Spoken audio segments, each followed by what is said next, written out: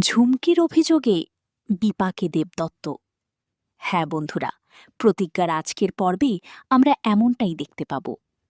দেবদত্ত ছিলেন একটি অনাথ আশ্রমের মালিক। ছোটবেলা থেকে ঝুমকি সেখানেই বড় হয়েছে। দেবদত্তকে সে বাবা বলেই ডাকত। কিন্তু বড় হওয়ার সাথে সাথে ঝুমকির মনে লোভ বাসা বাঁধে।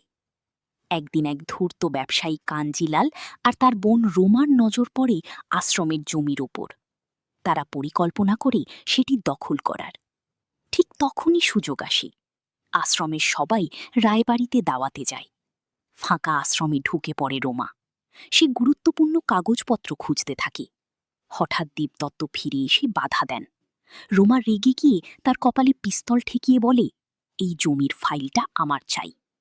দেবদত্ত দৃঢ় গলায় বলেন, আমার জীবন থাকতে এই জমি আমি কাউকে দেব না। রোমা ক্ষিপ্ত হয়ে গুলি চালায়, কিন্তু গুলি গিয়ে লাগে আশ্রমের এক বৃদ্ধ বাবার গায়ে। সেখানেই তিনি মারা যান। মুহূর্তের মধ্যে পরিস্থিতি বদলে যায়। রোমা দ্রুত পিস্তলটা দেবদত্তের হাতে গুঁজে দিয়ে পালিয়ে যায়। দেবদত্ত স্তব্ধ হয়ে বসে থাকেন, হাতে পিস্তল। ঠিক তখনই ছুটি দৌড়ে এসে চিৎকার করে, বাবা, কি হয়েছে? কিন্তু দেবদত্ত কোনো উত্তর দিতে পারেন না। এরই মধ্যে ঝুমকি পুলিশ নিয়ে হাজির হয়। সে চিৎকার করে বলে, স্যার দেখুন, আমার বাবা দাদুকে খুন করেছে। ছুটি হতবাক হয়ে বলে, না, এটা মিথ্যা, আমার বাবাকে ফাঁসানো হচ্ছে।